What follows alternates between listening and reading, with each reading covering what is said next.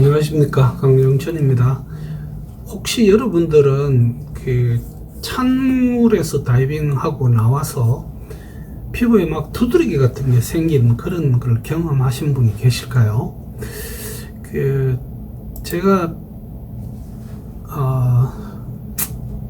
솔직히 저는 뭐 이 박강사님 별로 사랑 안 하는데 이분이 이런 질문을 보내셨어요. 잘 계시죠? 박사님의 사랑을 듬뿍 받아서 무럭무럭 늙어가고 있는 박강사입니다라고 했습니다. 오래전에 강사 교육을 했던 분입니다. 지난주 수온이 16도 정도 되는 물에서 실제로 저도 지난주에 딱 이 온도에서 다이빙을 했습니다. 학생 교육을 했습니다. 이 추울 때 수중에서는 잘 따라 하시고 즐거워 하시는 것처럼 보였는데 물에서 나온 학생 다이버가 온몸이 가렵다고 해서 슈트를 벗겨보니 이 두드러기 같은 것이 여기저기 보이더군요. 그래서 이게 아마 어쩌면 피부 벤즈가 아닐까 이제 그렇게 생각이 들었었는데 가만히 생각해보니 최대 수심이 8m 였다고 합니다. 그리고 한 25분 다이빙 했고 또 나올 때도 이 비치 다이빙을 했기 때문에 비치 경사를 따라 수영해서 출소했습니다. 그러니까 이게 본인도 이 정도 프로필로 감마병이 올 수는 없지 않겠나 이렇게 생각하는 것 같습니다. 이런 프로필로도 감마병이 올 수 있을까요? 이런 분은 어떻게 대처하면 될까요? 받아봐야 할 검사가 있으면 의사와 병원까지 소개시켜 주십시오. 이렇게 했습니다. 예, 감사하게도 늘 건강하시라고 하고 한번 찾아뵙겠습니다라고 하는데 제가 답에다가 찾아뵙겠다는 X 중 찾아오는 X 없더군요. 하고 그 답을 적었습니다. 답은 나중에 한번 요약으로 보여드리겠습니다. 이 찾아뵙겠다고 하시는 분 중에 찾아오시는 분들 분명히 있습니다. 저는 이렇게 이름을 언급해서 미안합니다만 우리 고대원 트레이너가 대구에도 와주시고 제가 음성에 있을 때 끝까지 와주셨어요. 정말 대단히 감사하게 생각했습니다. 일단 이분은 제가 판단하기에는 냉두드러기입니다. 이게 물에 의해서 그럴 수도 있고 또 그냥 냉기에 의해서도 이 두드러기가 올 수 있습니다. 그래서 오늘은 이 냉두드러기요. 이게 뭐 영어로는 cold hives 혹은 cold urticaria 이렇게 좀 어려운 영어 단어가 있습니다. 에 대한 정상 원인 이렇게 해서 치료하는 방법과 과연 이것이 생겼던 분이 스스로 나을 수 있나 이런 것까지를 한번 해서 요약을 해 보겠습니다. 이 냉기 두드러기 이거는 사실은 굉장히 드뭅니다. 두드러기 중에서도 이 냉두드러기 아주 드문 질환이고 여기에 대한 어떤 의학적인 정보도 매우 희귀한 의학적 질환을 다루는 그런 논문에서 이거 찾을 수 있습니다. 그만큼 드뭅니다. 이게 냉기 혹은 냉수에 접촉했을 때 피부 발진 두드러기 같은 게 생기는 병이고요. 가끔 얼음 냉수 같은 거 이렇게 마시면 때 혹은 이렇게 찬 기운에 일정 시간이 노출되었을 때 심지어는 아주 추운 데 있다가 따뜻한 곳에 들어올 때 갑자기 이 두드러기가 솟아오릅니다. 경우에 따라서는 이 병이 굉장히 위험한 상황으로도 갈 수 있습니다. 어떨 때 생기느냐? 찬 공기, 찬 바람에 쏘일 때죠. 다이버의 경우는 이게 참 저희들이 찬 물이 16도면 사실 굉장히 찹습니다. 우리 목욕탕에 갔을 때 우리가 냉탕에 들어가면 한 이 정도 될 겁니다. 그래서 여기에서 좀 오래 있으면 사실은 뭐 추워서 못 있는데, 또 어떤 분은 이렇게 민감하면 또한 이런 병이 생겼을 때 두드러기를 일으킬 수 있습니다. 얼음, 우리 아이스 커피 이런 거 먹기 힘들어집니다. 아이스크림, 이게 심지어는 그 에어컨처럼 어떤 그 냉풍이 이렇게 나오는 그런 곳에 있어도 이 두드러기를 겪는 경우가 있습니다.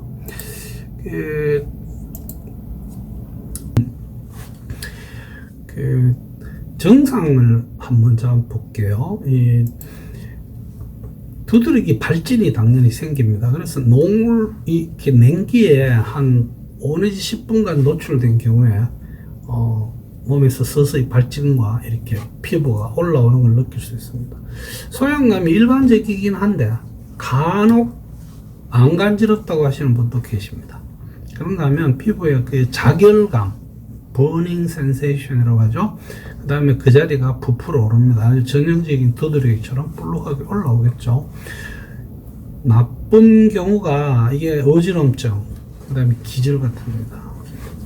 말씀드린 것처럼 만약에 찬 그 음료수를 마시다가 그걸로 인해서 입안에 어떤 알러지가 나서 거기 입안에 있는 점막들, 입술, 그 다음에 목구멍 이런 것들이 두드러기처럼 일어나면 우리가 숨 쉬는 게 굉장히 힘들어집니다. 이런 경우는 빨리 응급실 쪽으로 환자를 이송을 해야 됩니다. 저는 뭐 이거하고는 관계 없습니다만 아이스크림 먹을 때마다 이 아이스크림 헤드에이크가 되게 심합니다. 그래서 아주 천천히 조금씩 즐겨야지, 안 그러면 그 찬 어떤 음식이 우리 옆에 있는 이 척두동맥을 수축을 시켜가지고 엄청 통증이 심해집니다. 일반적으로 이게 두드러기가 일어났다가 1시간에서 2시간 지나면 없어집니다. 이게 크게 다행이죠. 경우에 따라서는 찬 데 있다가 몸을 따뜻한 데로 이렇게 난로나 이런 거 피워놓은 그런 실내로 들어가 있으면 그때 증상이 확 나타나는 사람도 있습니다. 진단하는 방법은 뭐 결국은 찬 기온이나 물에 노출된 그런 적이 있다는 우리가 병력이라고 하죠. 뭐 그런 거 아니면 사실 이 냉 알레르기하고 거의 비슷한 것이 기존에 있는 두드러기 알레르기입니다. 그 다음에 어떤 약을 먹고 생기는 두드러기, 그 다음에 음식의 두드러기가 있죠. 제가 이 군에 있을 때 정말 이 육군 대위를 하면서 돼지고기만 먹으면 엄청 두드러기 심했습니다. 처음에는 이게 뭔지 모르고 그냥 계속 먹다가 그러고는 한 2년 고생하고 이게 없어지더라고요. 그런가 하면 염증 혹은 벌레 같은 데 물렸을 때, 저희들 다이빙 하다가 해파리 쏘였을 때 그 쏘인 자리가 해파리의 독에 의해서 그 중독도 되지만 이게 알레르기 반응을 일으킬 수도 있습니다. 진단하는 방법은 이 냉 알레르기를 진단할 때 저희들이 환자의 어떤 피부에 가급적이면 그 다리 쪽이나 팔, 그 손목 가까운 곳에다가 이 얼음을 딱 얹어 놓습니다. 이게 우리가 아이스 큐브, 얼음 덩어리죠. 이 테스트를 합니다. 보통 1 내지 5분 정도 이렇게 둬보고 떼면 그때 증상이 시작이 됩니다. 만약에 이게 없으면 이분은 냉 알레르기라고는 안 봅니다. 한다고 또 뭐 냉 알레르기 있다고 해서 이 100% 반응하지 않는 경우도 있습니다. 그래서 이 두드러기 알레르기 뭐 이런 거는 내 몸의 어떤 다른 상태하고 이게 막 접합이 되면서 나타나는 게 아닌가. 병원에 가면 아마 피검사도 하자고 그럴 겁니다. 알레르기 때 잘 나타나는 어떤 혈액 양상도 보는 거죠. 치료 방법입니다. 그 알레르기성 두드러기는 그 자체를 어떤 약으로 어떤 치료 방법으로 싹 없애는 방법은 없습니다. 이게 스스로 소실될 때까지는 계속 애를 먹입니다. 그래도 다행인 것은 이 병이 나타났다가 스스로 좋아진다는 점이죠. 그래서 치료는 주로 정상에 집중됩니다. 뭐 정상, 가렵다 이러면 거기에 따른 어떤 뭐 항히스타민, 그다음에 경우에 따라서는 부신 피질 호르몬, 스테로이드 이런 거 줍니다. 알레르기성 비염에 사용하는 어떤 그 알레르기를 차단하는 이런 별도의 항히스타민 아닌 다른 약품도 있습니다. 그런 것도 먹으면 증상이 금세 좋아집니다. 물론 어떤 그런 유발 요인이 있다면 이건 당연히 피해야 될 겁니다. 이 병이 자연히 소실되느냐? 예, 그렇습니다. 다행입니다. 이게 스스로 소실되는 경우가 흔히 있습니다. 약 50%에서는 이 병이 5년 이내에 없어져 버립니다. 실제로 5년까지 가는 경우도 그렇게 많지는 않습니다. 근데 이게 뭐 5년 이상 가고 하면 사실 되게 괴롭죠. 그런데 대부분 이게 없어지고 나면 재발이 잘 안 됩니다. 다행인 것은 이게 물론 뭐 예외적으로 이 냉 알레르기가 왔다가 좋아졌다가 또 왔다가 하는 경우도 있기는 있습니다. 근데 이 두드러기는 아주 그 특징적으로 한번 생겼을 때 어떤 이유로 내 몸에서 이런 병이 생겼다가 없어지고 나면 잘 안 생기더라고요. 응급 상황이 있을 수 있습니다. 이럴 때는 빨리 병원으로 가야 됩니다. 구강 안에 어떤 부종이 생겼으면 호흡이 곤란해집니다. 이때는 빨리 옮겨서 이 붓기를 가라앉힐 수 있는 그런 조치를 취해야 됩니다. 경우에 따라서는 어지럽고 쓰러지기도 하고요.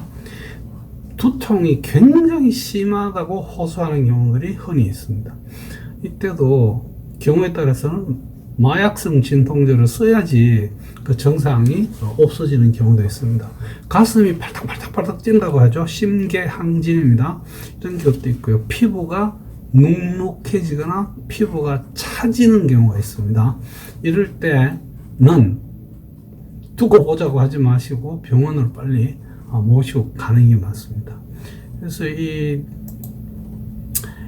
다이빙 하시는 분들에게는 이 냉 알레르기가 사실 굉장히 드물지만 생길 수 있고 생겼다가 또 없어질 수도 있습니다. 그래서 만약에 이렇게 찬물에 들어갔다가 이런 경험을 하시면 이것 좀 의심하셔서 잘 한번 봐주면 좋을 것 같습니다. 이 제가 드렸던 답변입니다. 이 찾아뵙겠다는 X 중에 찾아뵙는 X 없더군요.